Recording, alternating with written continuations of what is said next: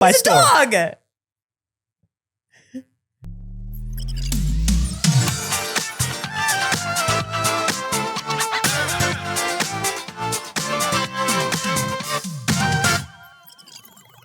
Good morning. Good morning, BBs. It's too early. It sure is. Welcome to the first, best, and only morning show in existence. I'm Anthony Carboni. And I'm Saige Ryan.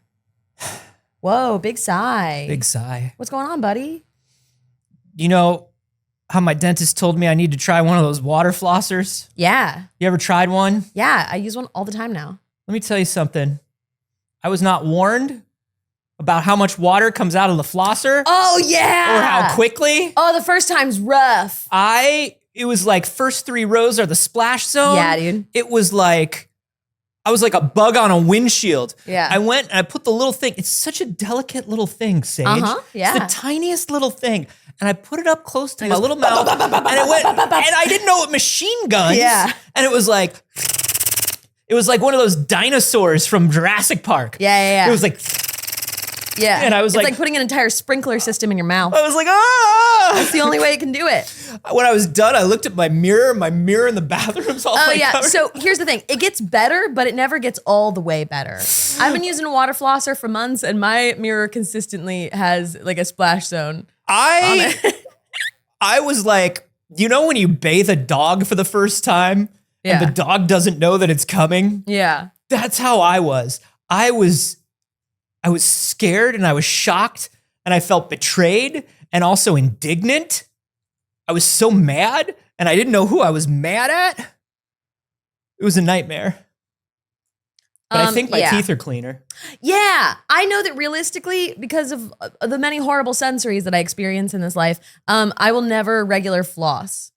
I will never consistently regular floss. You know what I mean? Like I'll do it to go to the dentist, and I know I'm not going to keep it up. No, I floss. I floss every day. I can't. I just sit and I floss. I like the little floss picks. I love it. Oh, I hate it. But One of the worst feelings in the world to me. No, it's like taking a little knife in between each of your teeth. Oh, What's good. the problem? Wow. What's the problem? Yeah, so good. It's like a tiny little bird claw picking through your gums. What a horrible for start. food. What a horrible start. Just like you're one of those little birds that lives in a hippo mouth. Yeah. You know those birds that live in a hippo mouth? Sure. Yeah. In That's cartoons. you. It's It's not just in cartoons, you know. Do real birds live in real hippo mouths? Yeah. Can we get a fact check on that? Good morning, Alex. Morning. Hello. You don't need to fact check that. That's real, Alex. How are you? I'm pretty good today. Having a nice morning. Alex brought us lemon cake today. Well, I brought it. Sarah made it. That's I have right. to give credit where credit is due. We're trying to not spend money today because of the global strike. Well, not spend money this week because of the global strike. So we are making some breakfast from home this week. You know, it's a great way to save money, Alex, is Yeah? you stop buying individual flossers and get yourself I a see. water flosser. Uh-huh. I'm going to look into it. I You could promise. probably also irrigate your sinuses with it. I don't know if that's a thing. I would Are you assume supposed so. to stick it up your nose? You're supposed to stick anything up your nose? Well, here's the What's thing. life if you don't stick anything up your nose? But also, the water flosser kind of goes where the water flosser is feeling. That's right. I've Fair. definitely gotten water up my nose from the water flosser. Listen, you could floss anything with that. Anyways, for the Quick, first name time, 3 things you can floss with a water flosser. your teeth, Yeah. the crevices in your bathroom mirror, Uh-huh. your toesies. Okay. For the first time, we're also live on TikTok during this on a completely crooked angle, and you're a little bit far from us on the phone, so I'm not even sure how well you can honestly hear us, but we're vibing. And if you are by chance watching on TikTok and you want to come and join us live, join us on Twitch. Yeah, if you're watching us Twitch.tv. on TikTok, I can't imagine. I got to imagine it's the worst way to be watching us. It's right probably now. the worst way to be consuming. It's too early. Yeah, I think honestly better ways to do it. Follow the link and go do aside it. from like the people maybe listening through the walls next door. You mean the workmen who got trapped here Yeah. when they That were would be building the building? Yeah, that would maybe be worse. We can hear them scurrying around at night. Yeah. I leave a little food for them. Yeah. It's kind of like how we didn't get to talk about the Jew tunnels. Mm-hmm. We're Jewish people. I want to be very clear before I say this, because otherwise it sounds like we're going somewhere really horrible. Yeah, yeah. There were a bunch of Jewish people that dug tunnels, and it was a really fun story. And then people made it anti-Semitic. And it was fun for just a minute because it was like, wow, what a wild thing that's happening. Why can't we even have a single tunnel? Why can't we just have a tunnel? Why All we can't we want- just have the incredible comedy of that man on Twitter who was like, there are Jewish people digging under my feet. I know, And we were 'cause like, how no, do you they're know? not, you fucking weirdo. And it's like, how do you know they're Jewish people? And he goes, because they're speaking Yiddish. I live in New York.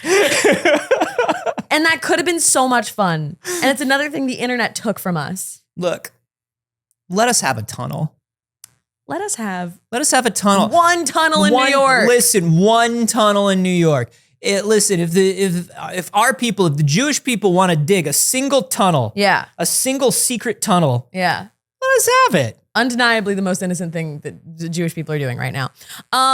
Anyways. Name 3. No. No. Hey, everyone.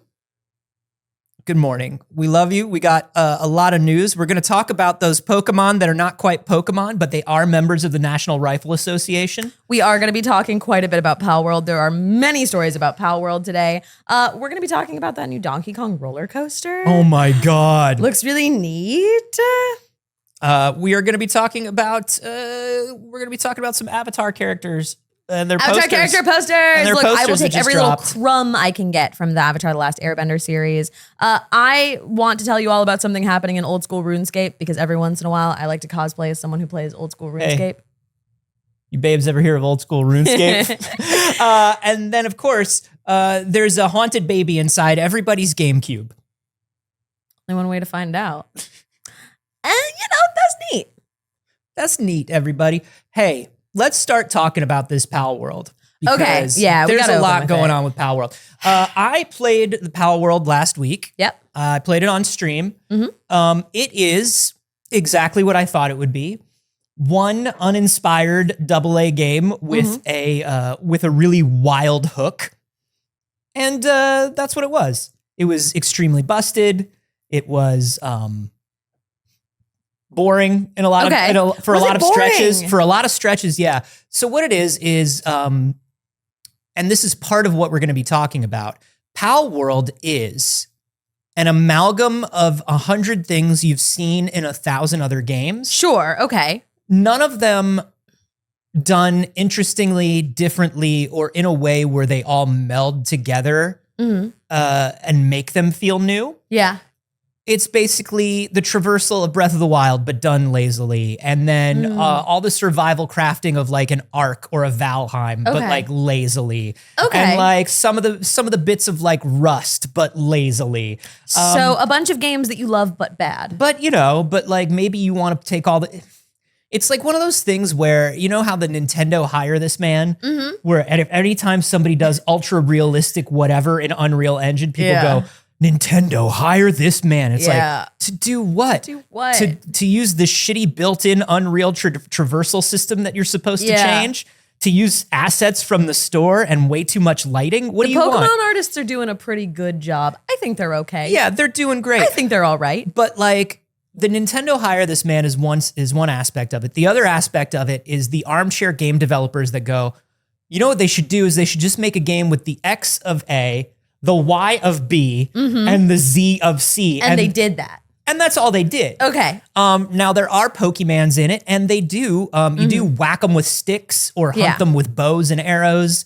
It takes so long to get a gun. If I had like one complaint about Palworld, and I mean, we're going to talk about a lot of things that are going horribly with Palworld, but if I could honestly give one complaint seriously about Palworld, for a game that's Pokemon with guns, you got to play for so long to get a gun. Wow. I didn't even get a gun. That's really unexpected. I played for hours. Didn't even get a whip in my Pokemon's hands. Wow. Yeah. I need you all to know that Dagger keeps passing through the camera on the TikTok stream too. Yeah. So that actually upgraded the TikTok to best way to watch. Yeah, actually, I changed my mind. That is actually now the best way to watch it. That actually made it. The quality is lower and the audio isn't great, but it's there, and so is Dagger. I'm not saying if you're on Twitch, go watch it. I am saying if you're on TikTok, you're welcome. Yeah. But so Palworld, Dagger's sort of like a Pokemon or a pal.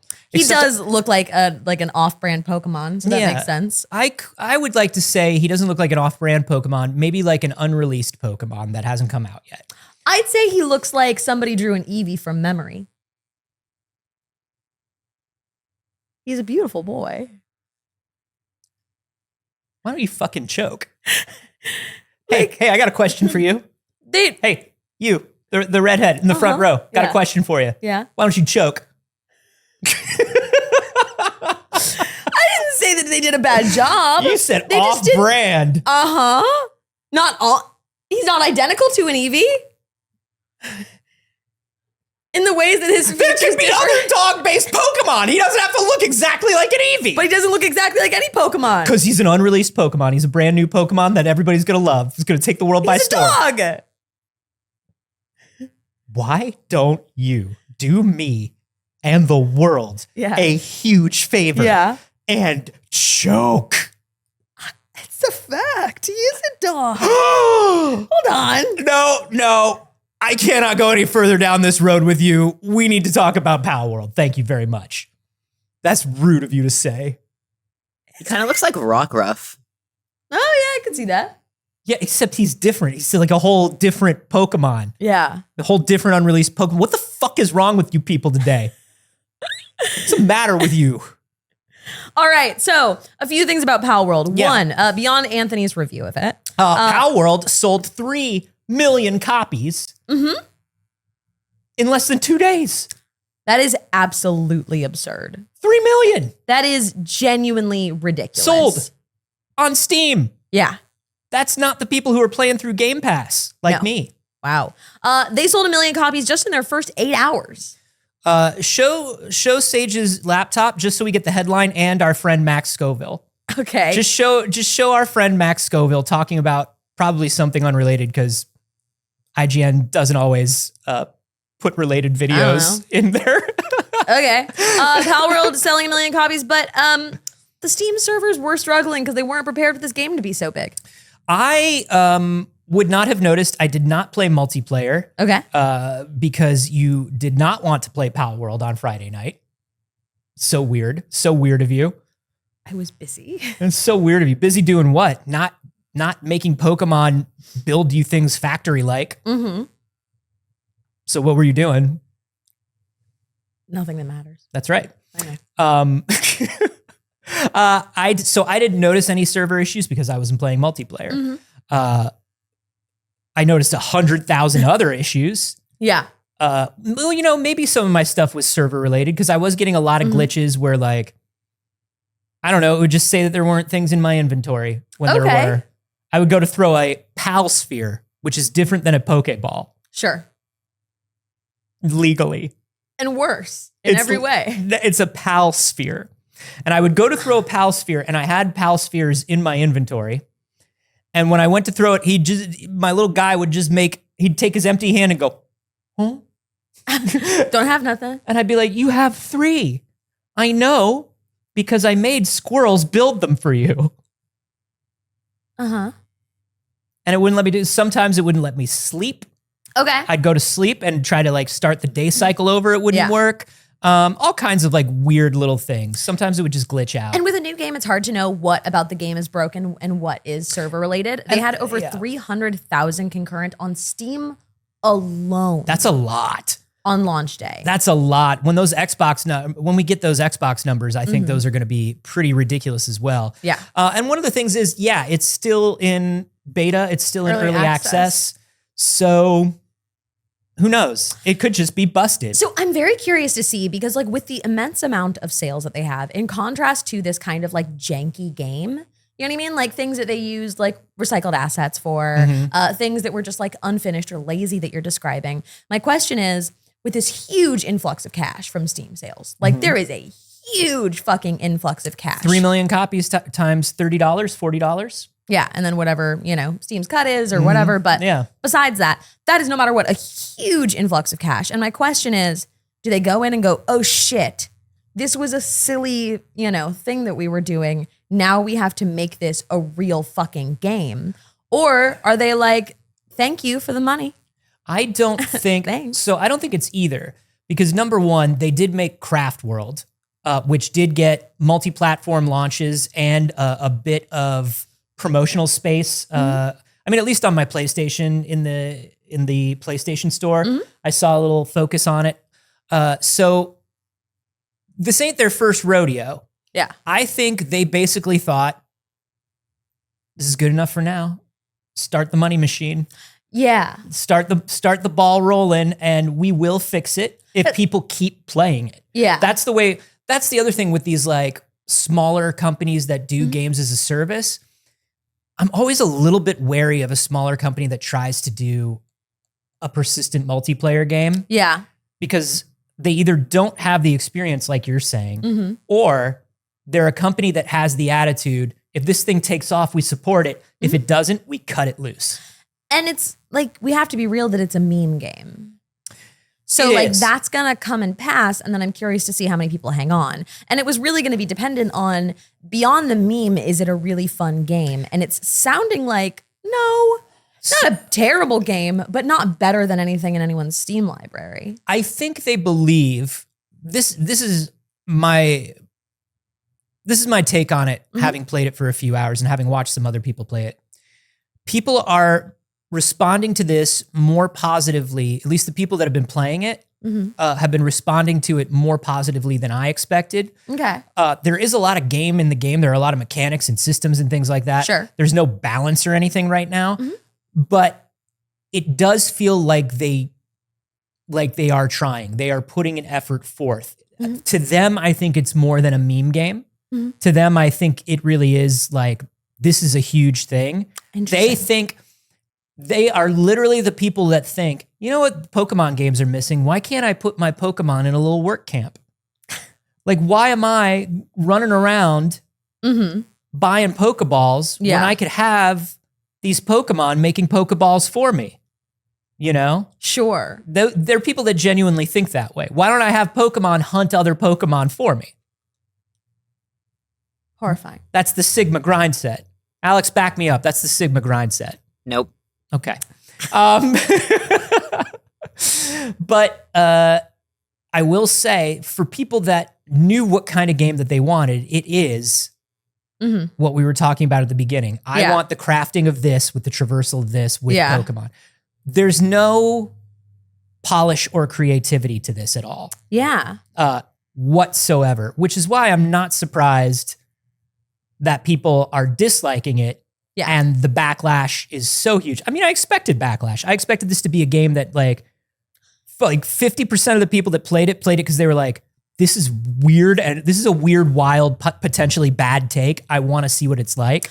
Yeah, we all wanted to check it out. And like, you know, I was going to check it out on Game Pass and not, you know, put money into this game. But we are already getting the response that it is like as problematic as I was anticipating in like imperialist themes and like labor camps. Oh, it's entirely, and they didn't hide it from the beginning. It's you are militarizing and forcing into work camps these little guys. Yeah. They're just little guys. So, you know, that's very interesting, but that is only actually one of the controversies that is currently surrounding it.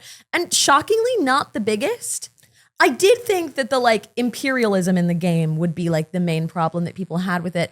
But no, dude, that's hilarious. Currently, that's not funny. It's not funny. And you don't get to make that joke. You look like you look. You don't get to make that joke. I know. Anyways, everybody.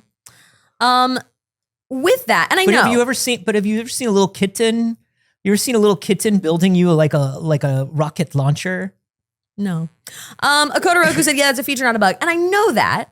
We absolutely know that. But I thought that people were going to play it and be like, ooh, actually, I don't like this. Or people were going to kind of come together on that fact. But what's interesting instead is that more people are upset about the plagiarism of Pokemon. Now, again, not a surprise. We knew that was coming. Yeah. Everyone's been calling it Pokemon with guns. Yeah. And according to somebody in our chat, there's already a mod to replace the character models with Pokemon. Of course there is. And let me Holy see. shit. Drop a link, dude. No. Drop a link. But it was already described Hit me by, up. DMs are open. somebody in our chat. I'm so sorry. I'm trying to find the message so I can properly shout you out for this, but saying they're just like speed running to Nintendo's attention. Yeah. Because like that's when Nintendo can start getting involved. Well, when, they've had Nintendo's attention from go. I know, but there wasn't much they could do. Yeah. They can't, and Nintendo can't do anything about people doing these mods. They can take the mods down. Nintendo can DMCA the mods. I think if there are enough people utilizing the mods, they will find another way to go for Palworld directly, is the thing. Yeah, I think I don't think you're incorrect to assume that a huge chunk of Palworld's money is put aside for Unky Mario. Yeah. You know what I mean? Coming around and seeing what's up in the court of law. I don't think there's much Nintendo can do, and I don't think Nintendo wants to take this on because it will be a very long and drawn out battle. Yeah. And I think this is one of those things where Nintendo could lose more ground than they gain depending on the outcome of a suit. Because Nintendo has done a lot of absolutely ridiculous lawsuits and never seen anybody really have a problem with them from it. Well, when you're thinking about like a lot of the lawsuits that Nintendo has taken on, it's people who do fan games that are literally based on their IP. It's people who host ROMs. It's people who sell copyright circumvention devices, things like that. Nintendo never publicly went after Digimon. Sure. You know what I mean? Yeah. There are a lot of Nintendo never went after everybody who made a side-scrolling platformer after Super Mario Brothers came out. Yes. There are certain things that they can and can't do. And I think they know that if they sue Palworld, Yeah.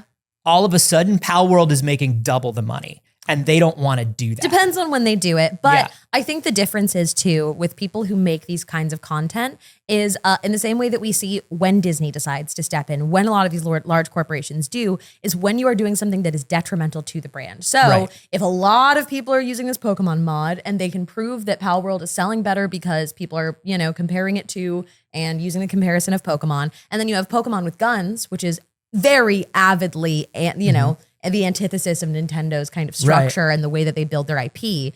I do think there is a world where that becomes a big enough problem for them that they are tarnishing the reputation of Pokemon. Do you think Nintendo can stop me from selling those t-shirts I sell of Pikachu getting high on a weed? If they can get you. But You're they can't. too fast. I'm so quick. And a little bit slippery. Yeah, I mean, whether or not they go after them, will remain to be seen. But the big issue that people have yeah. with this is, of course, it's Pokemon with guns. But when you drill down into some of these Pokemon designs, people are like, hey, these are literally just slightly different Pokemon designs. These are not like Digimon. Whereas Pokemon, you get a mouse and it turns into a rat and then it turns into an Angie rat. Sure. Digimon is like, you get a baby that turns into a gun that turns into a half-naked woman. Yeah. You know what I mean? That's different. Digimon. That's what it is. That's the song to Digimon. We all remember it. Yeah. But these Pokemon, these PAL designs, people are saying are a little too Pokemon, a little too close for comfort. Yeah. I'm going to pull up some of these designs here. First of all, we have this just right here at the beginning of the article. We've got a looks like is that an Alolan Meowth? What is that? Or is that's a mix? These are is this AI Pokemon designs right here? I don't know. But when you're looking at these Pokemon designs, people are like, hey, these seem very similar. Yeah, so it's going beyond the, hey, we think that you're doing something too heavily inspired by Pokemon and going into what they believe to be clear, like, use of assets. Now, here's the issue, though, with a lot of this. I'm looking at this right here. And the things that are pointed out, it's like, this thing has neck frills. And look, a Pokemon also has neck frills. This thing has large fennec fox style ears. And look, so does this Pokemon. And it's like, yeah, man, it's all based on animals. Like, it's animals, dog. What are you talking about? And a lot of this stuff is what they're using to say that they potentially used AI for these designs. And I'm looking at this, it's like, this one has droopy ears and a fuzzy face. And so they stole it from the Pokemon with the droopy ears and the fuzzy face. My dude, that's just cartoon animal. Yeah. Like, what's weird is the people that are pointing these things out aren't even pointing out the egregious ones. Yeah. I literally came across a PAL within 20 minutes and I went, oh shit, that's an Eevee. Yeah. And then I was out at night and there was like an Umbreon. And I was just like, oh shit, that's Night Eevee. I always say when you're going to go for the bad ones, just get it right. That's all you got to do. Because if you come out the gate and there's like any problematic thing that you're trying to take down, if you get it wrong, there's no coming back from it. You know what I mean? Yeah. Like you got to get it right because we know there's going to be like the weird bros that love the themes of Palworld that are going to defend it. And then you came out with something that was just like actually bullshit when there was so much real substantial shit. There's so much stuff. And even on the plagiarism of Pokemon stuff, the literally Saige, the first boss in Palworld is you riding an Electabuzz. Which I'd like to see. Yeah, let me see if I can find it. I'd like to see how I was plagiarized. Alex, see if you can find the first boss, the first tower boss in Palworld. Yeah, there it is. Oh man, she has my old hair. Yeah, it's literally you and you ride an Electabuzz. What the hell? I know. I've got it on my screen if you want to show it from there, Alex. If you haven't, okay. Because I found like a great photo of it that's not obstructed on Google, but well, yeah, that is literally what my hair looked like for a long time. Will you bring up her pal again? Because it's called a Grizzbolt. Yeah. It's literally an Electabuzz. Yeah, it is. But that's not the one that people are saying is plagiarized. Oh, okay. People are like, not that one. No, not that one. People are like, I do detect that the inner ear of this animal looks like the inner ear of this other animal. Okay. Tell it to evolution. So that's the biggest, and people are using that as an argument to say that this company used AI to make their designs. They're like, this is an inexperienced team. There's no way they could do this. The CEO likes AI, so they clearly used AI for this. No, they didn't. Well, no, we don't know. We just don't know. Here's what I'm telling. I mean, I can't say for sure, obviously, but I'm looking at these PAL designs. You don't need AI for those if you have a team of artists. Right. And they have a team of artists. Yeah. And they don't have the top of the industry maybe, but they have competent technical artists working on this game. Yeah, and they're just kind of generic 3D models, so they're not particularly like, it wouldn't be much of a time saver. You know what I mean? Yeah, exactly. The other thing that people are saying is like, oh, it's an asset flip. It's an asset flip. It's, number one, every single game flips assets. Yeah. Even up to your highest level AAA games, there is no huge game that's like literally making every rock texture, literally making every tree model. They don't do that. If you can find a library of trees, you use it. And the things that are being flipped in this game are things like that. Rocks, trees, fences. The sort of stuff where it's like, if you're trying to do that AA Fortnite-ish look, which a lot of AA games ape that sort of semi-cartoony Fortnite look, there are tons of assets that you can grab for that. And a lot of games do. There are a lot of reasons to hate on Palworld. Yeah. These reasons are ridiculous. That's what's so confusing to me is why they're choosing these ones. If you're going to hate on Palworld because the controls are broken. It's uninspired. It's not fun. It's a slog. Do you want to know what my hot take is on why this is happening and why this happens all the time of people just like going for the nonsense? It's because they see the game blow up and they know that there is going to be hateable, right? Yeah. There's going to be able to be like, conversation on it, right? Yeah. That's going to be trendy. And everybody wants to have a new take. And they're hoping that they achieve some sort of like virality or attention from having a new take on a bad thing about the game and finding an audience that already wants to hear the bad things. It's already hating on it, right? And I'm not saying that's invalid. The hate directed at it is also correct.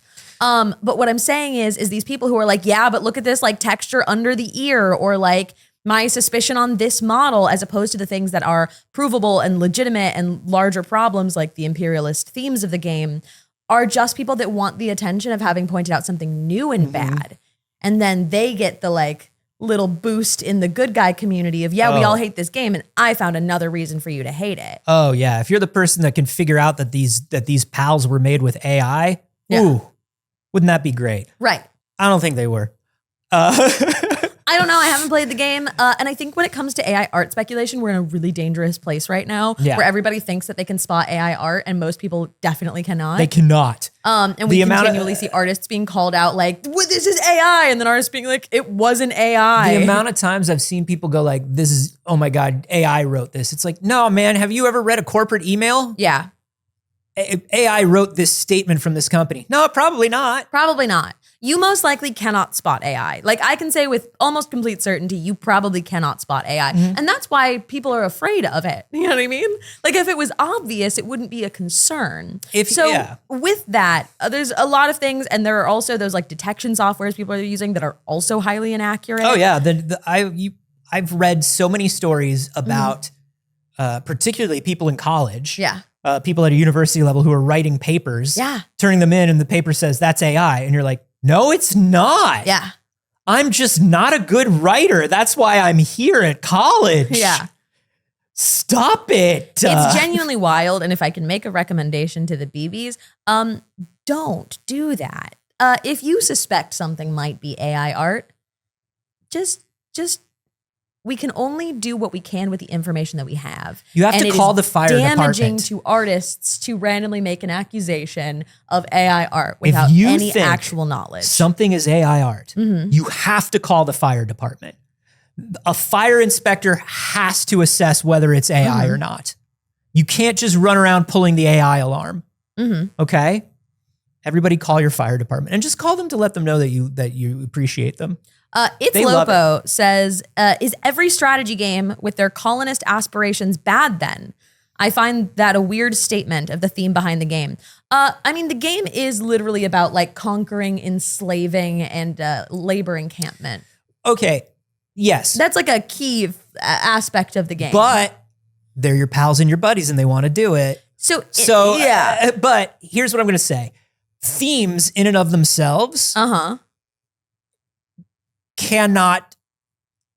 themes can't really be good or bad. It's the way you tackle the theme, the context you use in the theme, the way you use the theme in your story or your work of art. A lot of art uses really intense, really negative themes in an intelligent way to get you to think about it or to say something about it. Yeah.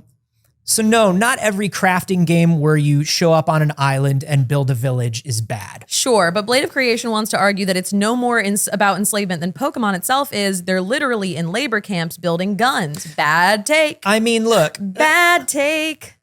But Pokemon is about catching puppies and literally making them fight each other. So I get where people are coming from. You are in a professional dog fighting league and you want to be the best dog fighter. That's Pokemon. Yeah. It is different when we put them into like an economic thing where they're building and like essentially building factories. It's ickier.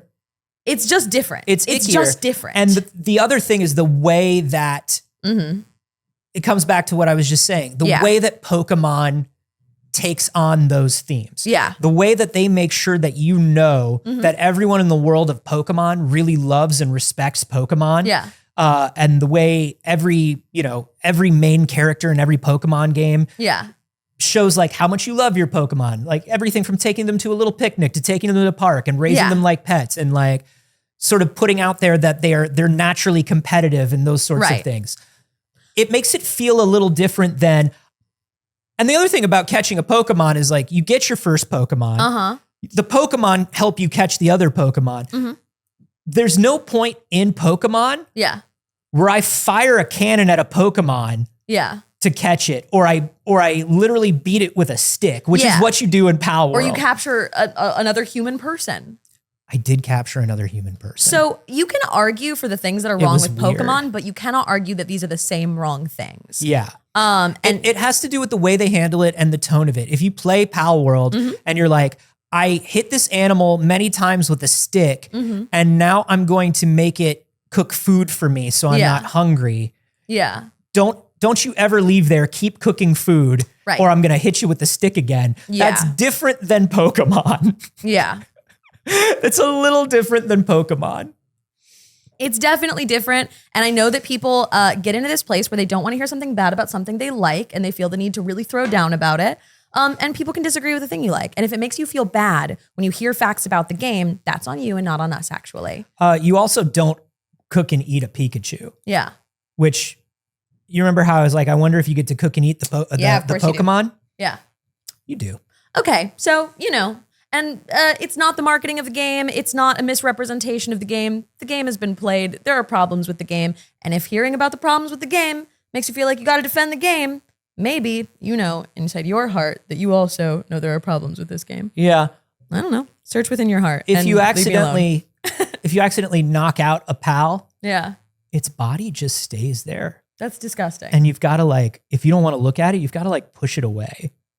I had to push a little sheep into a river so I didn't have to see it. I think games like this are testing how far people will go in the ways that are ooh, this is kind of taboo and edgy. Oh, for sure. And It's like I those- think that people have to admit that they're doing that. And if you're like, no, I play it because it's a legitimate survival game and not because it's taboo and edgy, then I'm like, okay, that's weirder. It's actually a very bad survival game. Yeah. If you're like, oh, I just really like the game, I think then that you're just not being honest with yourself Yeah. about enjoying the edginess of it. And if you can be like, I'm playing because it makes me laugh that it's so weird and horrible, okay, that's fine. Yeah, there's a long history of that within fan games and Yeah. professional games. If Yeah. you look at the number of how many Mario got his head ripped off and now he's bleeding everywhere, like Flash games there were back in the day, or even Pokemon games like this, where this is this very standard thing.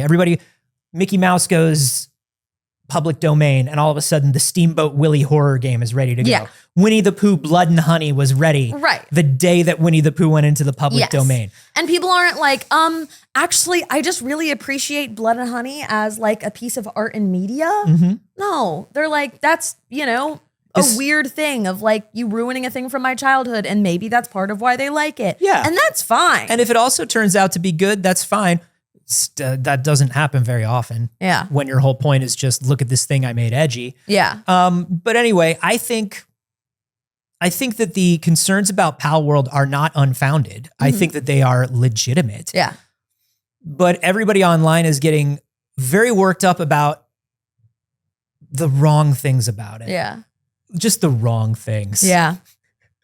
But anyway, if anybody wants to play some multiplayer Palworld, I'm installing that Pokemon mod. No. Just hit me up. He's joking, everybody. Hit me up. I'm Palworld fan 42069 on Steam. Yeah. All right. And if anybody wants a T-shirt of a Pikachu that's just he's a little too high to function, meet me on the Venice Pier. I got so many to sell you. Yeah. I also have sexy Lois Griffin getting high on a T-shirt.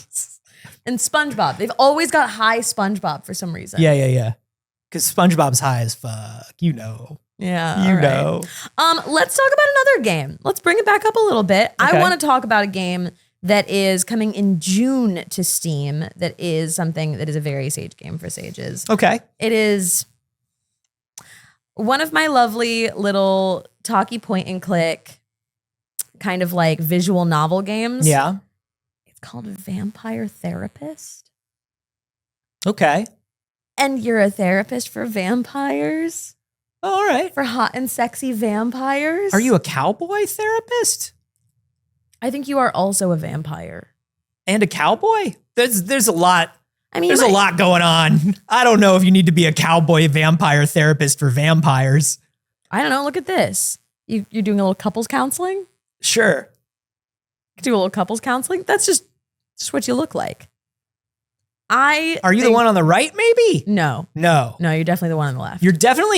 You're definitely a cowboy vampire therapist for vampires. Now, this game is not out yet, so I don't know if you'll be able to choose your character. There is also that possibility that is just the one that they were playing as in the trailer.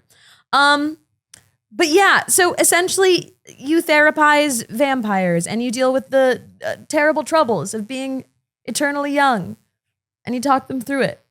And they're all hot. I love a visual novel. I love a vampire-themed visual novel. I love hot vampires. What's your feeling on cowboy therapists? The lead character is vampire therapist Sam. which would be, I believe, our cowboy, who apparently still insists on dressing in his old-time cowboy duds. Guiding him on his journey to self-discovery is Andromachus. Hey, Alex, you want to give me a better read than that? Andromachus? Okay. A 3,000-year-old vampire who has left behind his life as a warrior and assassin to become a therapist for the undead. So the two team up to help a bizarre array of clients, including self-hating vampires, agoraphobic social media addicts, supernatural narcissists, and victims of centuries-old capitalistic systems. Come on. You can't tell me that doesn't sound great. This is from PC Gamer that we're reading right now. I can't get past the cowboy. Really? That's a sticking point for you. It's really just, I don't know. I get that it's going to be a gag and a goof throughout the thing. I'm sure like in practice when you're actually playing the game, it's not as weird. Yeah. But cowboy vampire therapist for vampires is definitely, it's one too many hats. And the hat that's too many is the cowboy hat? one. Yeah. One of the creative director from Little Bat said, vampire therapist springs from the belief that humanity could have always benefited from therapy. By providing a playfully dark yet cozy experience, we hope to demystify therapy and show how it can be helpful to anyone, no matter how old they are. That's nice. Isn't that nice? What's with the cowboy? Does he say? There's a great quote on the Steam page about the cowboy. I would love to hear this quote from the Steam page about the cowboy. Okay, it says, you take on the role of Sam, a former rootin' tootin' Wild West gunslinger who escaped his day-to-day life of murder and mayhem and realized after 100 years or so that there's a whole lot more to unlife than blood, lace, and leather. Then why he's still dressed like cowboy? I mean, fashion, Anthony. He leave cowboy life behind, keep dressed like cowboy? Haven't you ever watched Buffy? The amount of times that they reference about how vampires just kind of stay dressing however the last thing that it was when they died was. Yeah. You get your like main character vampires that figure it out. Is every But dad one a of the main vampire? things- yeah. Every dad is a vampire. I wouldn't know. But like one of the main things they do is they stand up at the bronze and they're like, look for somebody that looks like they're wearing out of date or weird fashion. Yeah. Probably a vampire. Sure. Though that is a little bit like the process that people take with AI art. Yeah, I mean, like, listen, you're profiling. Yeah. And you've got to be okay with the fact that you're profiling. I'm sure it's a lovely game. I think this sounds so cute and lovely, and I'm going to play the hell out of this. Sarah in the chat said, cowboys are historically queer, baby. Lesbians and trans people all up in there. So maybe that's part of it too. There's nothing wrong with any of it, except I feel like all mashed together, it's just a little much. Love it. It's just a little enough, much. just the right amount for me. Speaking of video games, Saige, Yes. it's time to talk about Like a Dragon. Okay. One of my favorite things to talk about usually. The series formerly known as Yakuza, Like a Dragon, Infinite Wealth is coming out very soon. And unfortunately,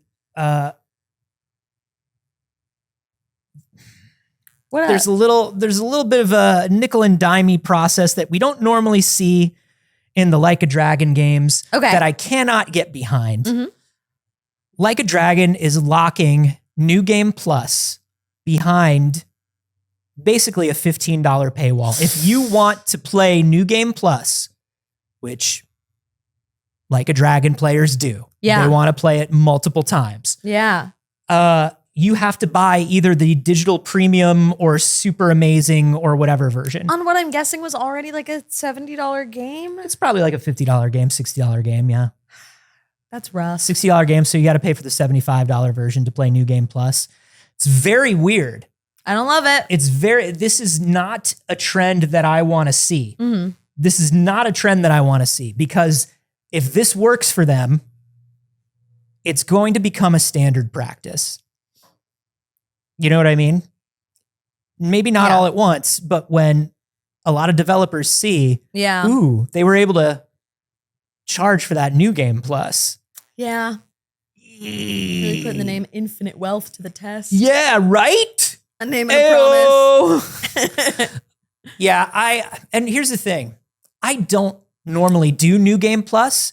I'm not the sort of person that does that for a lot of games. No.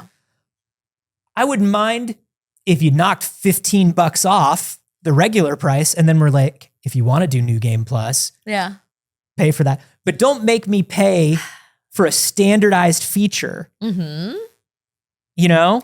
Yeah. Don't make me pay extra for something that should be part of the package. Alex dropped the prices in chat. $70 base game, $85 for the upgrade for the deluxe, and $110 ultimate. What do you get with that 110? Yeah, what is ultimate?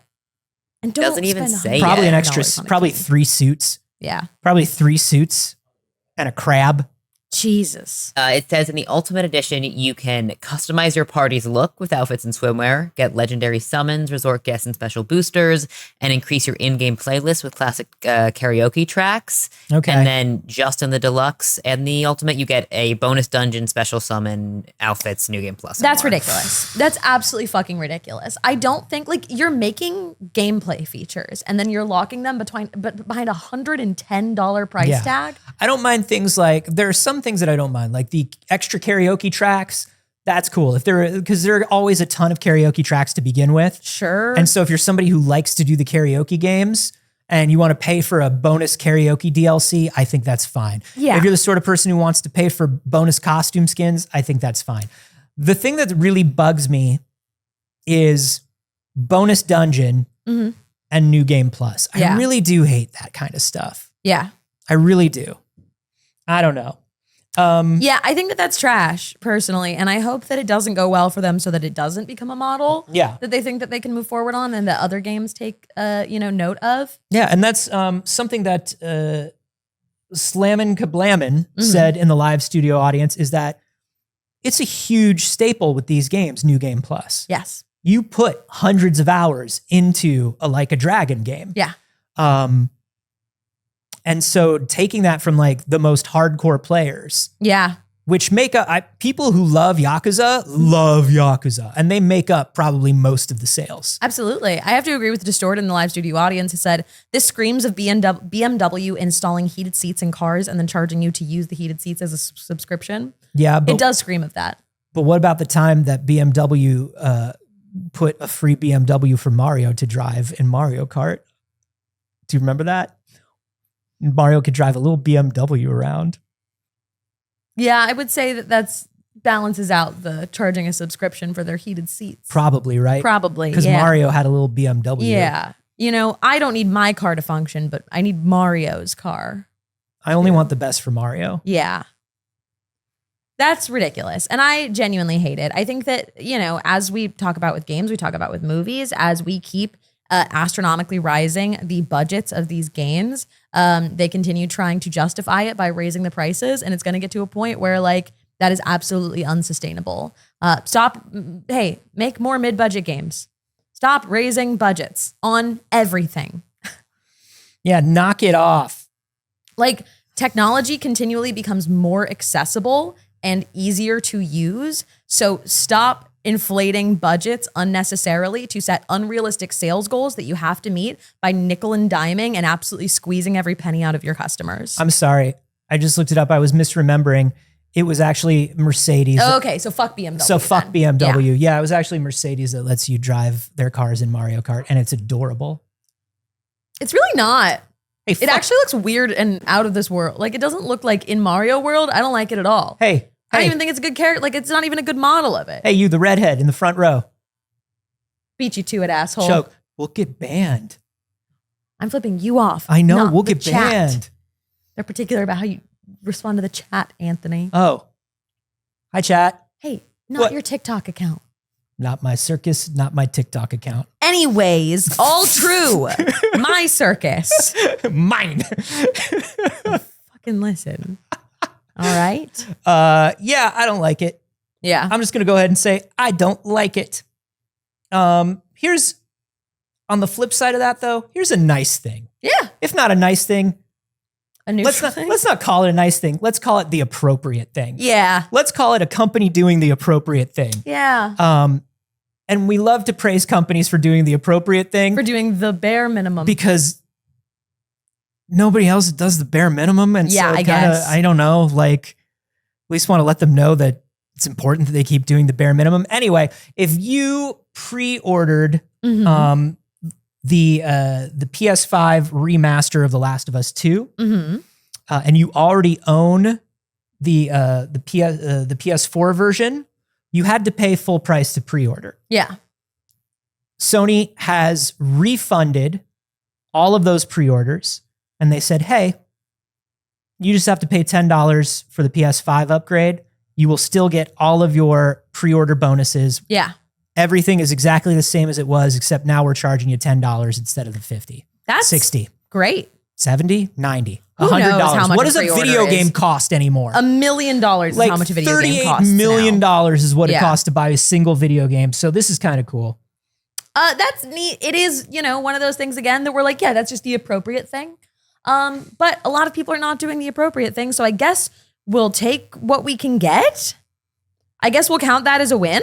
I guess. Those Mercedes were free in Mario Kart. Didn't have to pay for those. Oh, wow. You didn't have to pay to be advertised to? No. They'd just let you advertise. They'd advertise to you for free. Groundbreaking. Yeah. Groundbreaking. Wow. I want to talk about another game thing before we move on. Okay. I want to talk about this old school RuneScape player. Have you babes ever heard of old school RuneScape? Anthony, Yes. let me tell you. There are a lot of people that have been playing old school RuneScape or playing RuneScape for a very fucking long time. Oh, yeah. Right? And when people have been at something for a very long time, they got to find ways to keep it interesting. And I think that there is no other game where people get as confusingly creative as old school RuneScape. You have to get confusingly creative. That Yeah. game was made in 1927. Yeah. And there isn't much to do. And you have to people get creative. torture themselves to do something new in the game. Yeah. They've done everything. So they're like, how could I possibly challenge myself in this, right? No more mountains to climb.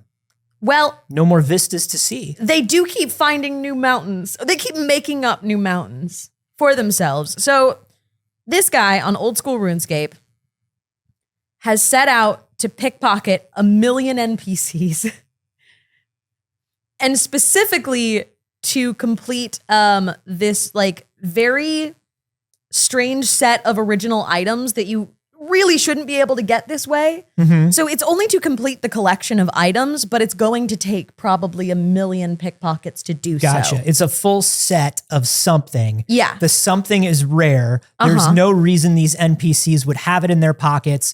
So it has a very, very low pull rate. Well, it's not rare items. It's just items that shouldn't be got that way. Okay. So So it's literally just a list of the things that are hardest to get pickpocketed. they want the easy treasure trail collection log completed. Sure. But doesn't? instead they're getting thousands and thousands of the same items. Oh my God, look at those numbers. Alex, do you have those up? Yeah, so we're getting 9,000 of the same item, 19,000 of the same My item. dude got 14,000 sticks. Yeah, 58,000 feathers. You can make so many bird. How many feathers do you think a bird has? It's got to be in the thousands, right? No. For a bird? What? You got to make a whole bird. It's got to fly and shit. 1,000? Yeah. No. It's got to be thousands of feathers. I'm going to say 200 feathers on a pigeon. Like on a pigeon? Yeah. Pigeons is big. They fat. Yeah. I think at max 200 feathers on a pigeon. No, you would have Thousands? You would be able to see right through to their pidgey skins. You'd see, huh? A small songbird has between 1,500 and 3,000 feathers. Eagles have between 5,000 and 8,000, and swans can have as many as 25,000 feathers. Gotta have a lot of feathers. Bigger feathers. I don't know, but that guy can only make 2 swans. He's only got 2. How long has he been doing this? He's only got 2 swans worth of feathers. Well, that's true. And he's not really trying to make a swan, but at this point he Good, could. because he's barely able to. But there's a fun part of this in that there is a fascist organization of NPCs in old school RuneScape. Okay. That are very committed to they're called Humans Against Monsters, and they're establishing human supremacy over creatures in RuneScape, right? Sort of a bunch of Palworld players. Yeah, sort of a bunch of Palworld players. And that's exclusively who he is pickpocketing. And he isn't really doing so for moral reasons of it would be funny to just pickpocket fascists. He's doing so just because of the things that they drop and because it's hard. So he can't pickpocket just any NPC. Yeah. It has to be a member of the Humans Against Monsters, HAM. Ham. So currently he's pickpocketed over 500,000 ham NPCs. Why do the humans against monsters have so many feathers? Do you think they're saying they're against monsters, but secretly they're griffin fuckers? Oh, I thought maybe you were going to say that they were actually, and that was like them molting their feathers or whatever. No, I think maybe. Okay, that's I not think, where that's not where I I was think gonna go they with it at protest all. too much. You know what I'm That saying? doth protest too much. That's what I'm saying. Okay. I hope not. But ham, not good guys. So could be it. He's checked in a few times on Reddit. This comes from Eat My Yarmulke on Reddit. That's the username. That's the person who's doing this. Oof. Yeah.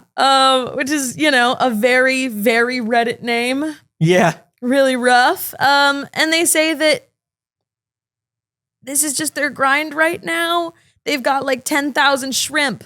They've got 5,000 dashing magenta hats. Hey, if somebody even mentions shrimp cocktail to you, Uh-huh. do you immediately just want a shrimp cocktail? No, you don't eat shellfish. Yeah, I don't eat fish. You don't eat any fish. Alex, what's your feeling on shrimp cocktail? Love it. Absolutely love Right? it. If somebody says shrimp cocktail or deviled egg, I'm immediately there. Not if it's before noon. Huh. What if it's a shrimp cocktail and they serve it the right way in a fancy martini glass full of ice? Not if it's before 11 a.m. Okay, that's fair. That gets you another hour though. That's brunch Yeah. rules. That's a brunch shrimp cocktail. Yeah. Okay. God, if you even say shrimp cocktail, if you even say shrimp, look at where I am right now. Yeah, it's a little weird. Look at what it did to me. Yeah, that was a little weird, Anthony. Anyways, they're also playing on another restricted mode. They're playing on Iron Man mode, which means that they can't do things like trade with other players. And their heart doesn't work without a skilling it, machine. meaning they're deliberately keeping their combat levels as low as possible, because when you're doing this and your only quest is pickpocketing, it doesn't mean you don't encounter having to survive an old school RuneScape. What do you got to fight against in old school RuneScape? Is it monsters? Yeah. So Sometimes. do the humans against monsters have, maybe there's like a kernel of truth to what they're doing? No. No? No. They've created this divide. Look, these animals are protecting themselves, and I think that's fair. That's fair. I think that's perfectly fair. I think that's what But we created. The monsters in RuneScape, do they have dexterous little fingers that they could use to perhaps build firearms? Some of them. Well, I mean, it sounds like they have untapped potential. So right Speaking now, as a Palworld player. they've said on Reddit, see at 1 million. They're going to check back in at 1 million pickpockets to see what their inventory is looking like. I love this. Last week was games done quick. Uh-huh. And I just love speedrunning and this sort of like making your own rules. Mhm. I love this stuff. I love people who are just like, no. It's not so much that I like games. Mhm. I like this game. Oh, yeah. This is my game. Yeah. I will speedrun it. I will play a randomizer of it. I will come up with my own folk and community rules for it. Yeah. I simply do not want to play another game. I respect it. Yeah. I've never put that kind of time into a game before. It could not be me, but I respect it. I really do. And old school RuneScape players are very specifically like that. Like, that's their fucking game. We found out when I was doing the Impossible Spider Marathon over on Twitch. Yeah. I was playing Spider-Man for the NES, and I got within the world. I got like spitting distance of world record. And I was like, wait a minute, should I be a Spider-Man for the NES speedrunner?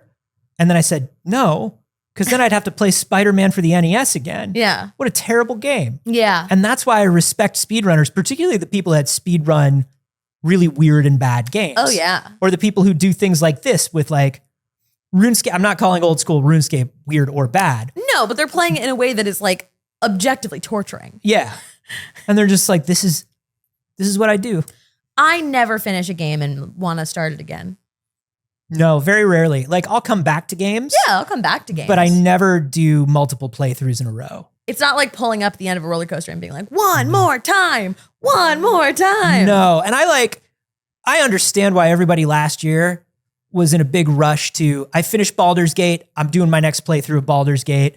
Yeah. I'm doing different character class. I'm doing it as one of like I need a break the after. origin characters or whatever. Nah, man, I just played through all that Baldur's Gate. Nah, I need a break after. Even if it's good, I just ate an entire chocolate cake. I can't eat 2 entire chocolate cakes. Or could I? How many shrimp cocktails do you think I could eat at once? I don't really know what's in a shrimp cocktail, if I'm honest. Literally just shrimp. It's just cold shrimp served on ice with some cocktail sauce for dip-ins. Sometimes you get a little lemon if it's a classy joint. Huh. Cocktail sauce is basically fancy ketchup. I was going to say, isn't it just like a marinara? It's just a fancy ketchup. It's not even a marinara. It doesn't taste anything like a marinara. It's just cold fish dipped in ketchup? Yeah, it's a cold, lumpy ketchup. It's so good. You have to have a shrimp cocktail. With ice? You don't have to eat the ice. It's just there to keep the shrimpies cold. It's cold shrimp, ice, and ketchup? Yeah. In a cocktail glass? But fancy ketchup, like the fanciest ketchup you've ever had. You know when you take the ketchup packets from a restaurant, it says fancy ketchup? Uh-huh, yeah. Fancier. You said lumpy. Yeah, it's got a little bit of a texture. So you can dip the shrimpies in it. And here's the fun thing. Sometimes at like a really classy place, they don't even take the little leggies and the shell off the shrimp. You got to de-leggy and de-shell your shrimp yourself. Brutal. Take the little leggies off a shrimp. Brutal. No, they come right off. Brutal, no thank you. It's considered cool to know how to do it right. Yeah, it's a no for me. But they come with a little lemon. So does a water.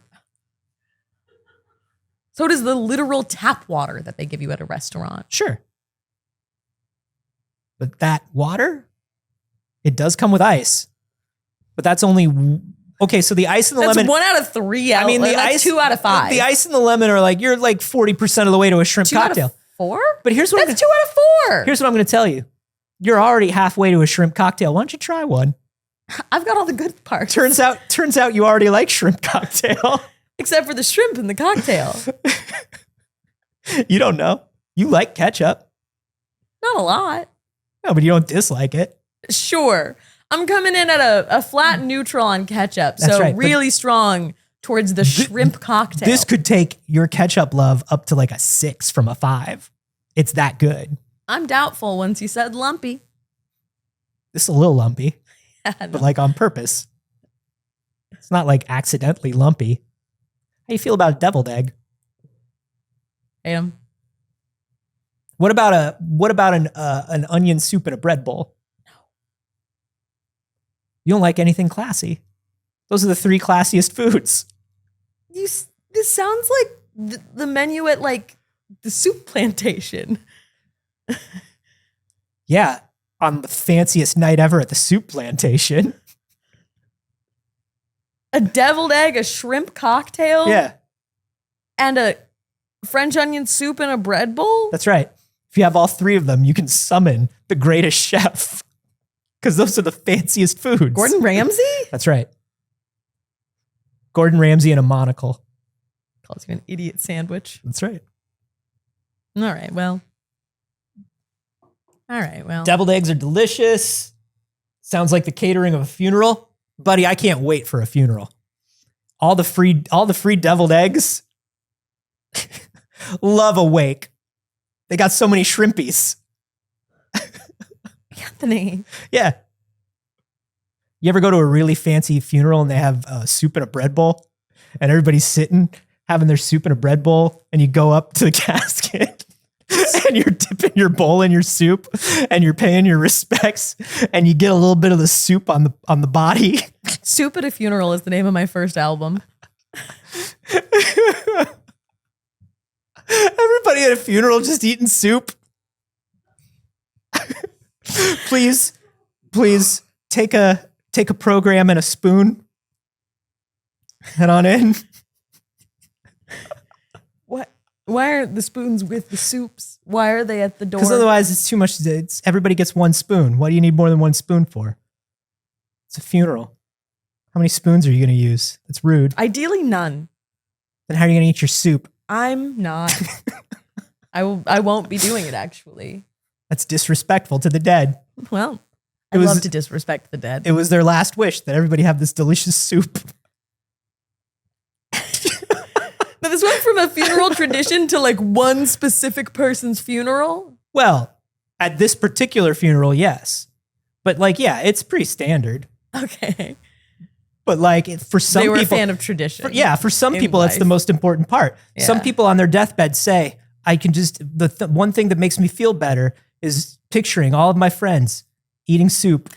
You know, I used to use the metric of if it gives you the ick to picture a man you're attracted to taking a little bath by himself, then you're probably not that into him. And now it's going to be eating soup.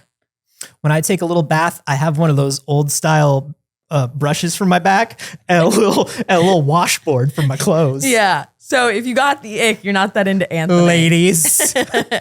If you got the ick, he ain't all that. Tom Biden says fancy funerals have a separate room for all the flowers and one random person hoping to get more inheritance than they will get. And then I would add the fanciest funerals have a second room. And that's a toppins and fixins bar for the soup. What toppings? Toppins and fixins? Fixings do you put on a soup? Toppins and Anthony? fixins for a soup. You have your croutons, you have your shredded cheese, you have your like your little green onion, you know? Shouldn't all that stuff already be in the soup? Bacon bits, you know? A soup bar. You know, somebody says soup plantation like they know, and it feels like you don't know. No. It feels like you don't know much about soup.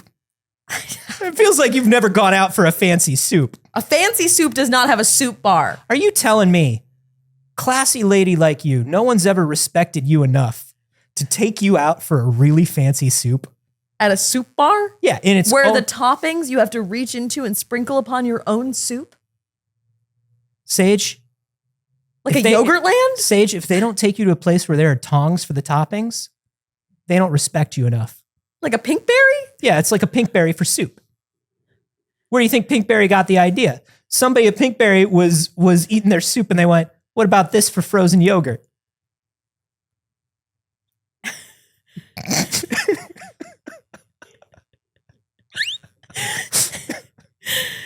Hey, man. Hey, Fuck you. hey, why don't you joke? Hey. Hey, you, the redhead in the front row. Fucking joke.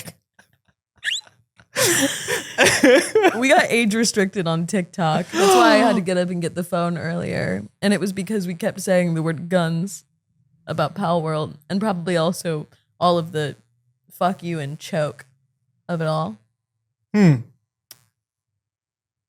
Saying we're 18 and up on TikTok That's now. right. TikTok nights. It's too early. Nights. Been there, done that. Hey, everyone. Let's talk about cool things that are happening in the world that we want to see and be a part of and do as soon as possible. Okay. You remember when we were talking about how they were building that Donkey Kong land? Yeah. You know, you got that Super Nintendo world. Mm-hmm. And we were like, you know what goes right behind that door? Yeah. That's Donkey Kong land. Yeah. It's not what we wanted it to be, No. but it was what we knew it was going to be. We knew it was coming. We Yeah. knew it was Donkey Kong next.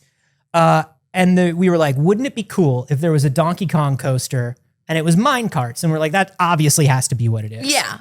That's what it is. Yeah, of course that's what it is. And it's awesome. And now, not only is that what it is, it jumps the track. It jumps the track.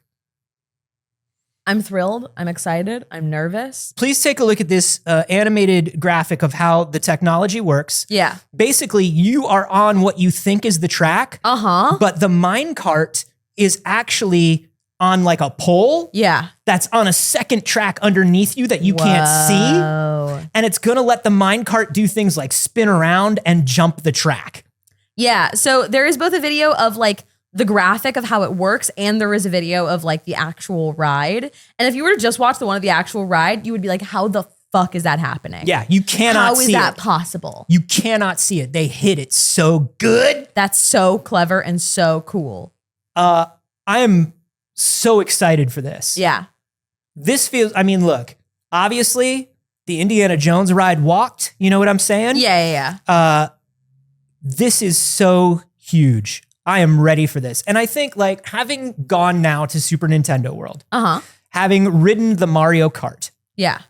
I love the Mario Kart ride. I think it's brilliant. Oh, it's so fun. I think it's brilliant. There are some technical limitations to the Mario Kart ride because of the way it works. You're wearing special glasses. Yeah. And you've got like the little AR vision in front of you. Yeah. But it doesn't take up your field of vision. Right. You can see like the edge of the screen when a coin disappears. Because this Donkey Kong ride is all this practical, like real looking thing. Yeah. I think it's going to be so amazing. I'm so excited for this. And I'm not even like, when we said that they were doing Donkey Kong Land, I was like, eh. Yeah, I'm not a Donkey Kong guy. I like Donkey Kong just fine. I have no care for Donkey Kong. I have no nostalgia for Donkey Kong. I have no like attachment. Not anywhere near one of my favorite characters from Nintendo or the Mario verse. Yeah, but like half the people you've dated look like Lanky Kong. So you must like the Kongs in some capacity. Hey, Anthony? Yeah. Hey. Yeah. Choke. It's too early. Nights.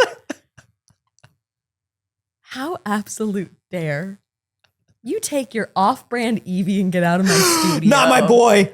You take your knockoff Pokemon No, of a Pomeranian. You get the fuck out of my studio. You can say whatever you want about me, but you leave my boy out of this. Yeah, will you leave my weird lanky X's out of it? All right. Bunch of lanky Kongs. We woke Dagger up. Bickering.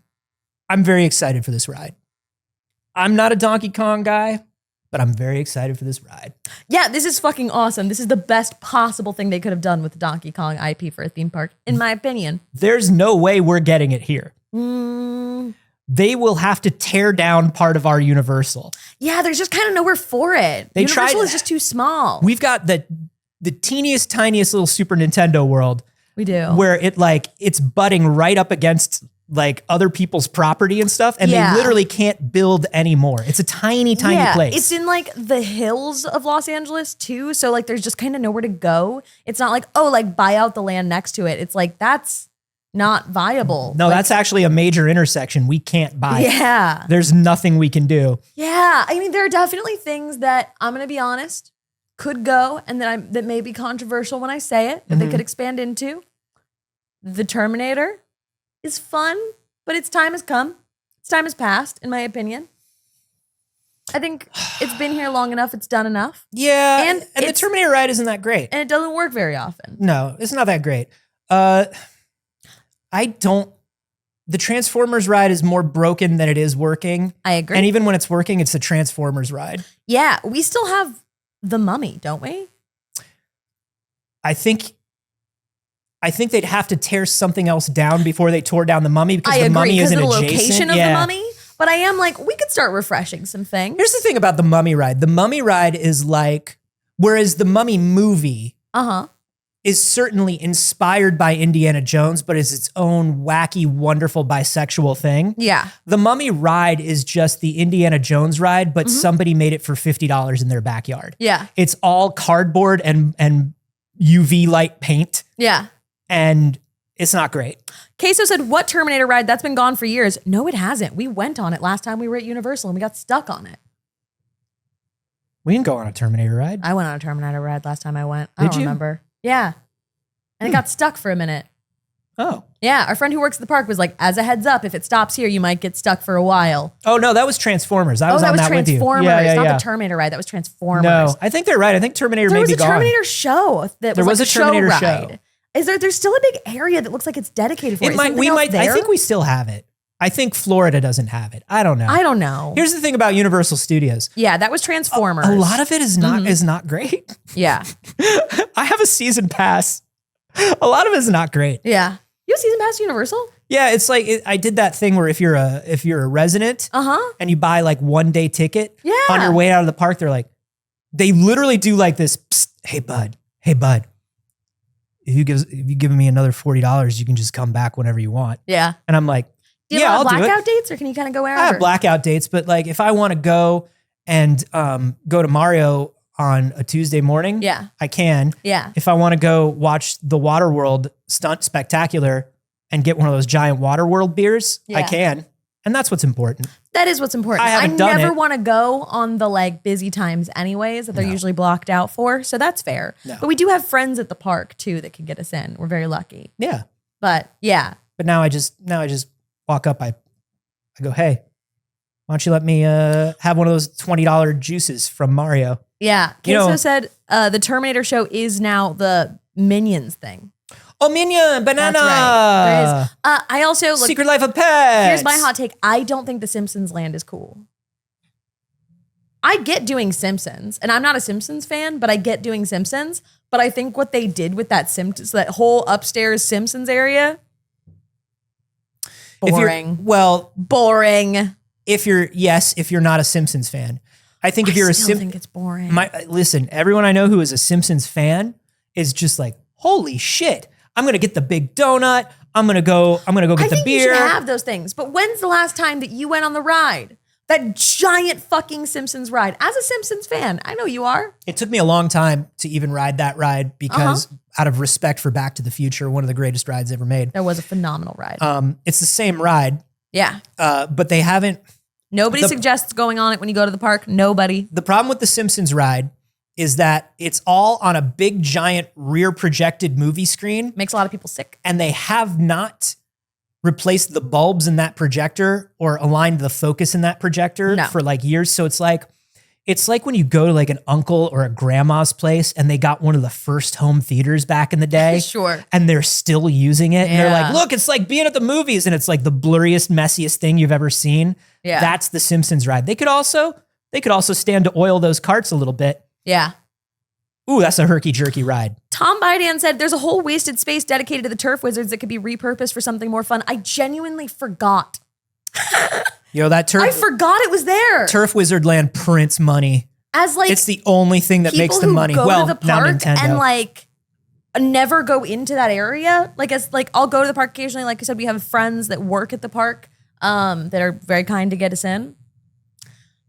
I don't even walk over there. I forgot it was there. That's like, of course it's there, but I don't Yeah. think about it. No, that's a money printing machine. Yeah, for it them. is. And it's honestly, it's very well done for what it is. It was the first thing that they did really well. Nintendo is the second thing. And our Nintendo is a problem because of We say how this as little, people that do not like Harry Potter. yeah, because of how little space there was. But also, actually, I think both of the rides suck. At the Harold Patner, Yeah. I liked it better when it had the 3D glasses, but they had to remove the 3D glasses because was everybody making was getting everyone sick. sick. It wasn't making me sick. It was making me ride me sick. It was making me ride the movies. They promised me I could ride the movies. I went one time when it opened, before all of the turf behavior was out. All the other things that already happened, I'll acknowledge that. Made me so fucking sick. And like rides don't make me sick either. I'm not somebody who is sensitive to it. And I got off and I was like, what is happening? It's the mix of they had you wear 3D glasses and then there were like these narrow dividers between carts. And so it cut off your field of vision and your body was just like, this isn't right. Vile. But I don't get affected by that stuff. And I want to ride the movies. And I think everything should come with 3D glasses. I don't enjoy wearing 3D glasses. Ooh, the immersion. No, they give me a headache. Oh, they give me immersion, baby. I love to ride the movies. No, I think that cool guitar noise. I don't enjoy 3D glasses in any capacity. And anytime there is something on any ride, or you go over to Hector Navarro's house, which is gonna get a headache. Which is the ride. I just know I'm gonna get a headache. All right, let's talk about the rest of the things. Okay. Because we do have plenty more things to talk about. We're coming up on time. But you're bringing up the most important one right now. You just had it up. Yeah. Let's talk about this. We're both huge GameCube fans. Yeah. We love the GameCube in this house. In my opinion, second greatest video game console ever made. In my opinion, the first greatest video game console ever made. Alex, do you play GameCube? No, I've never played a GameCube. No, what's a dusty old GameCube, Grandma? The only thing I've ever played on is a Wii in my family house. So. What is GameCube like a Wii for old people? Yeah, it's a Wii for old people. When I was, I got really obsessed with Epic Mickey You can't again Oh on the my Wii. God. Epic Mickey owns. It's so good. So even after all of these years of being massive GameCube fans, there are still things about the GameCube that we did not know. Mm-hmm. And that's shocking to me as two of the biggest GameCube fans. Yeah. This video came up and I was so angry because it was just a piece of minutia about the GameCube I didn't know. Yeah. There is a secret code when you boot up the GameCube, and we're going to show you what it changes. Yeah. And Alex, we're going to need audio on this. Yeah, I'll play it. So this is holding the Z button while you launch your GameCube. Yeah. I might have many sounds play. Hold on. How many sounds? I have like our streams open and stuff. How many sounds play? Yeah, see, that's the sound of us. I gotta mute all my other sounds It's the first. sound of us. Okay, I'm ready, Alex. I think hypothetically I'm ready to play you this video. I feel good about it. All right, let's see.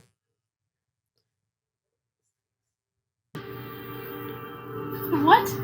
The Z button squeaks. Everybody knows about squeaks. Zach, what are you talking The about? theatricality of Can't retro believe game it's the year of stores our we Lord have to talk about, 2024. but You here know it about comes. squeaks. Z button. Console on.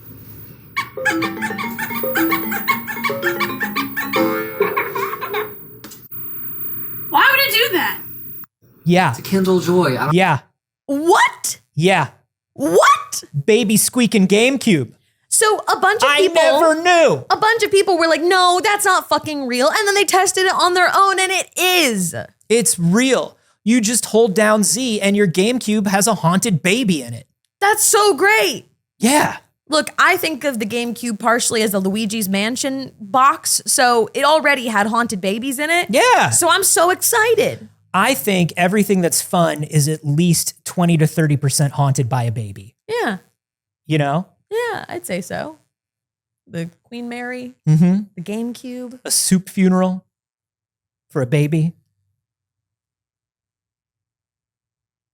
I don't know about that.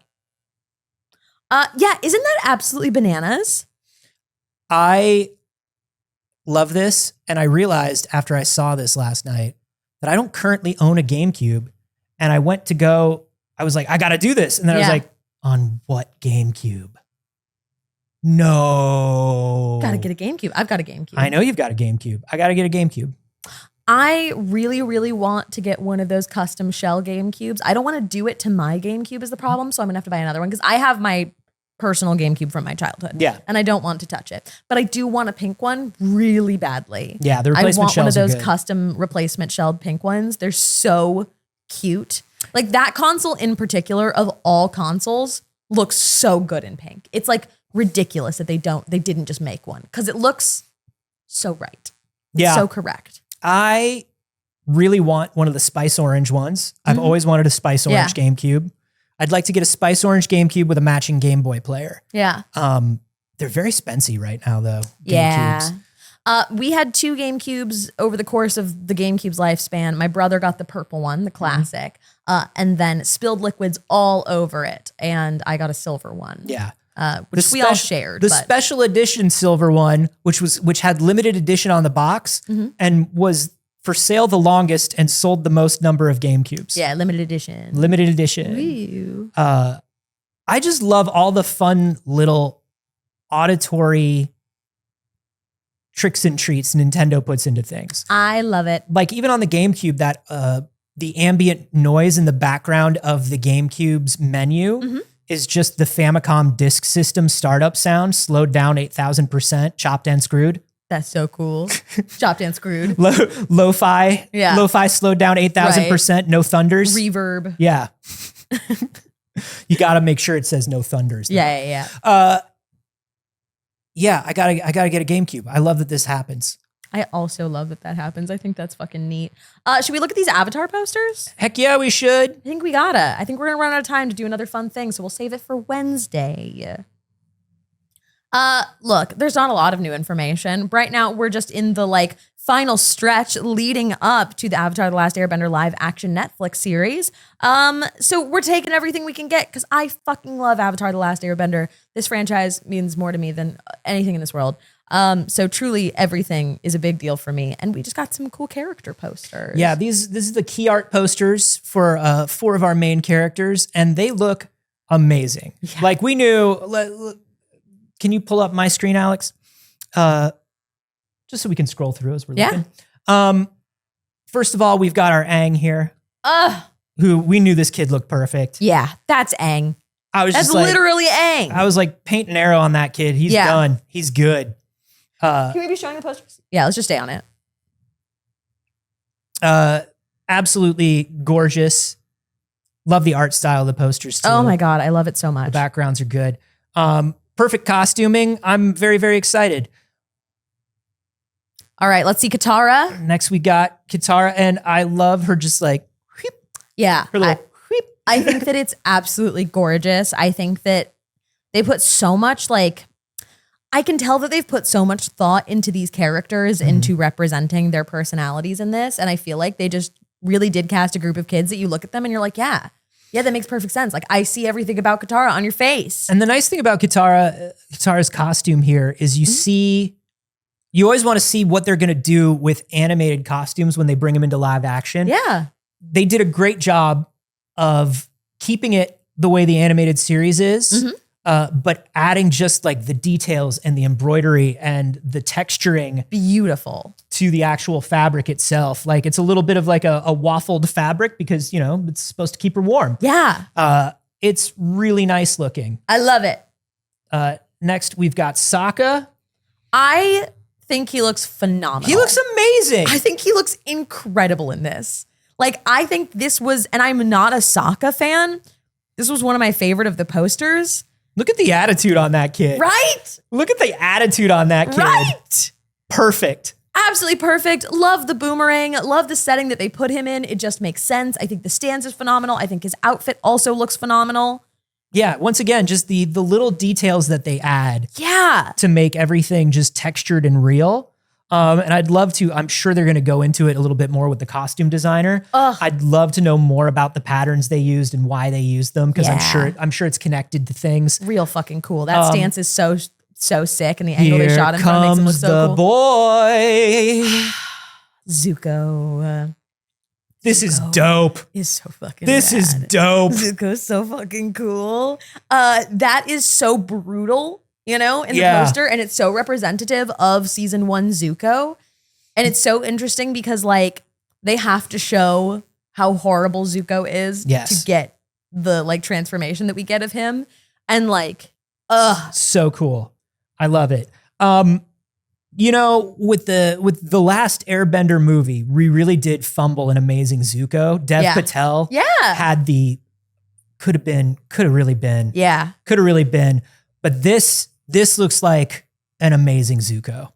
I love this. I love the stance and the way he's holding his hands. Mhm. I love obviously all of the bending styles of Avatar: The Last Airbender are based on real world martial arts. Yeah. So there is a lot of kind of actual Yeah. Titan science behind He's almost that. he's almost in that horse stance, like the Hachi Yes. stance to But show one strength of the and things that power. you can actually break down about the show from Avatar: The Last Airbender is the way that Zuko fights is actually different than the majority of firebenders. Yeah. And they explore that later in the show in the rage in it.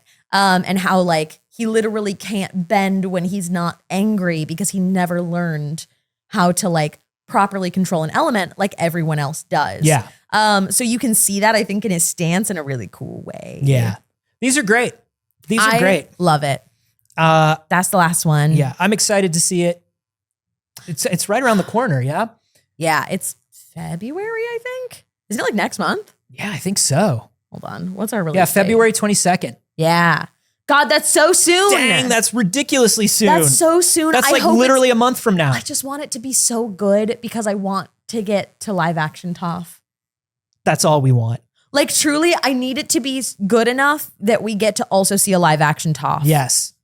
Yes. We didn't get a character poster for Appa, but we have seen Appa. Appa's in the trailer. Yeah. And looks also amazing. Looks amazing. They've been, and I think this is smart to do. Mm-hmm. They've been pulling back from showing creatures Yeah. and mystical things too heavily. Yeah. I think because number one, they want them to surprise people. And number two, those are the effects that you want the most time to polish. Yeah. And I think they know that the worst thing that could happen for them is to release a trailer with a shitty Momo. Yeah. And then everybody goes, oh no, that's that Avatar show with the shitty Momo. They showed Momo and Appa in the trailer. I think Appa is the one that you have to fucking get right. Yeah.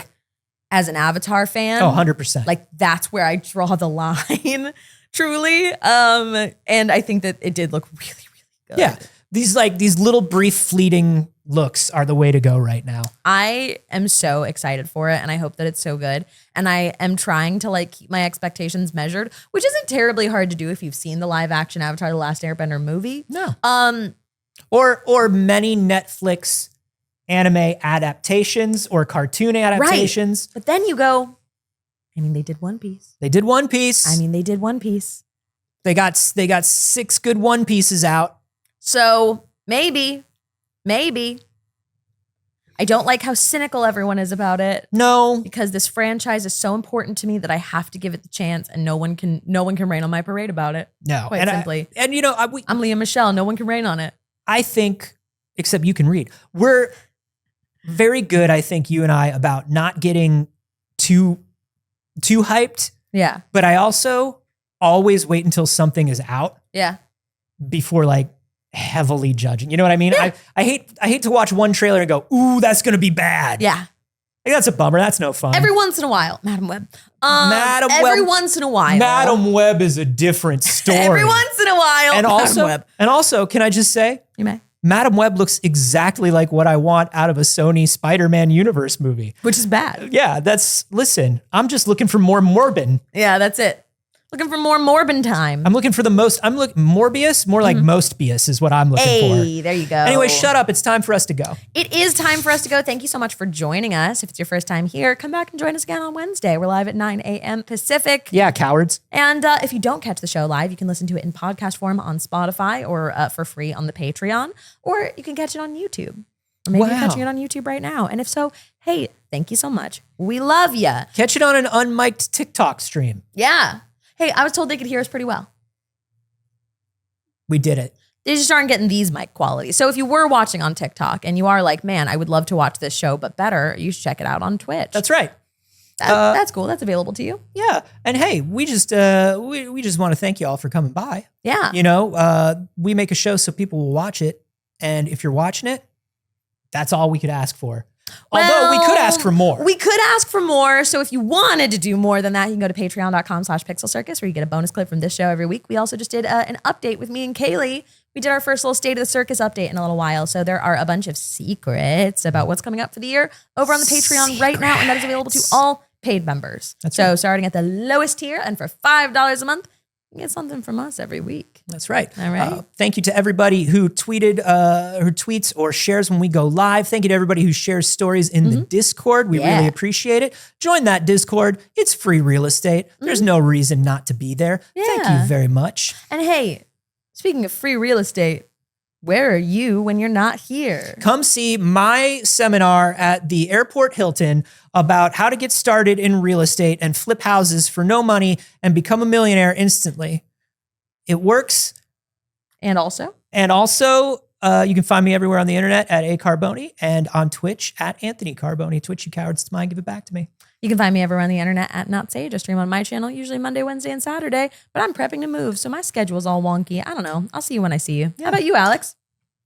I will not be online this week in honor of the global strike, so I just want to say take some time and look into resources how you can support Palestine. That's it for me.